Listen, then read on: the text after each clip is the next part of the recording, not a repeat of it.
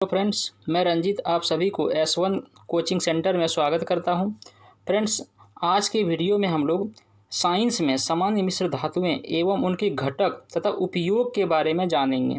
क्योंकि क्या होता है कि यहाँ से एक या दो क्वेश्चन अक्सर रेलवे के एग्ज़ाम में पूछ लिया जाता है, लेकिन आजकल SSC भी एक क्वेश्चन यहाँ से पूछ लेता है।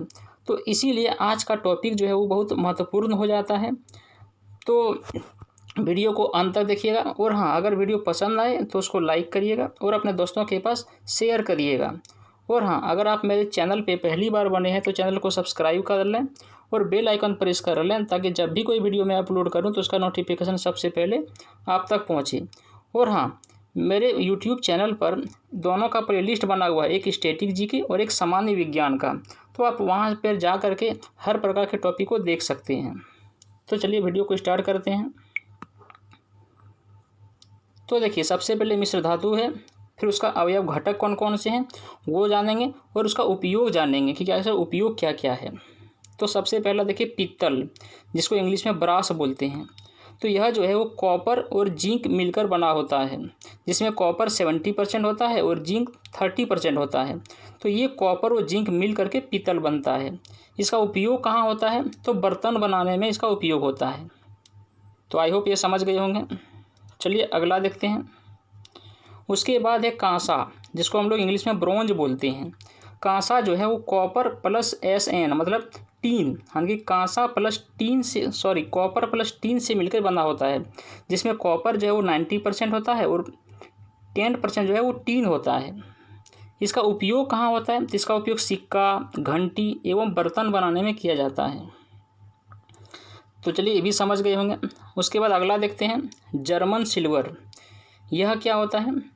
तो यह कॉपर, जिंक और निकिल, ये तीनों मिल करके जर्मन सिल्वर बनता है, जिसमें से कॉपर 60% होता है, जिंक 20% होता है और निकिल 20% होता है। ये तीनों मिल करके जर्मन सिल्वर बनता है। इसका उपयोग कहाँ है? तो बर्तन बनाने में किया जाता है। चलिए उसके बाद देखते हैं, रोल्ड गोल्ड। यह क्या होता है? यह एक मिश्र धातु है, जिसमें कॉपर प्लस एल्युमिनियम दोनों मिल करके रोल्ड गोल्ड बनता है, जिसमें कॉपर 90% होता है और एल्युमिनियम 10% होता है। और इसका उपयोग कहाँ होता है? तो सस्ते आभूषण बनाने में किया जाता है। किसका उपयोग? तो रोल्ड गोल्ड का उपयोग। उसके बाद देखिए गन मेटल। यह क्या होता है? तो यह कॉपर, जिंक और Sn मतलब टीन। तो कॉपर, जिंक और टीन ये तीनों मिल करके गन मेटल बनता है, जिसमें कॉपर 90% होता है, जिंक 2% होता है और टीन 8% होता है। इसका उपयोग कहाँ होता है? तो तोप, गियर और बियरिंग बनाने में किया जाता है। किसका उपयोग? तो गन मेटल का उपयोग। उसके बाद देखिए डेल्टा मेटल। तो ये क्या होता है?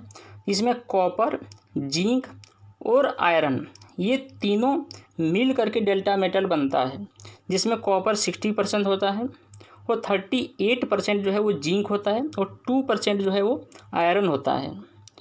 उसके बाद इसका उपयोग कहाँ होता है? तो जहाज़ के पंखे बनाने में डेल्टा मेटल का उपयोग किया जाता है। उसके बाद देखिए मूंज मेटल क्या होता है? तो मूंज मेटल जो है वो कॉपर और जिंक, जिसमें कॉपर 60% और जिंक 40% दोनों मिल करके मूंज मेटल बनाता है। इसका उपयोग कहाँ होता है? तो सिक्का बनाने में इसका उपयोग किया जाता है। उसके बाद देखिए डच मेटल। डच मेटल क्या क्या मिलके बनता है? तो कॉपर और जिंक, जिसमें कॉपर 80% होता है और जिंक 20% होता है। इसका उपयोग सस्ते आभूषण बनाने में किया जाता है। किसका उपयोग? तो डच मेटल का। उसके बाद देखिए मोनेल मेटल। यह क्या होता है? तो यह कॉपर और निकिल, जिसमें कॉपर 70% और निकिल 30% ये दोनों मिल करके मोनेल मेटल बनाता है। इसका उपयोग क्षार रखने वाले बर्तन बनाने में किया जाता है। जो क्षार होता है, जो बेस होता है, उसको रखने के लिए जो बर्तन बनाता है वो मोनेल मेटल का बनाया जाता है। तो आई होप ये भी आप समझ गए होंगे। उसके बाद देखिए टांका, जिसको सोल्जर बोलते हैं इंग्लिश में। तो ये ऐसे यानी कि टीन और लीड, तो टीन और लीड से मिलकर के टांका बनता है, जिसमें टीन 67% होता है और जो लीड होता है वो 33% होता है। इसका उपयोग कहाँ होता है? तो इलेक्ट्रॉनिक सर्किटों की जोड़ों में टाँका लगाने के लिए किया जाता है। किसका उपयोग? तो टाँका, सोल्जर का उपयोग। उसके बाद देखिए रोज मेटल, यह क्या क्या है? तो Bi मतलब बिस्मथ, Pb मतलब लेड और Sn मतलब टीन, यानी कि बिस्मथ, लेड और टीन ये तीनों मिल करके रोज मेटल बनाता है, जिसमें बिस्मथ जो है वो 50% होता है, लेड जो है 28% होता है और टीन जो है वो 22% होता है। इसका उपयोग कहाँ होता है रोज मेटल का? तो इसका उपयोग होता है स्वचालित फ्यूज बनाने में।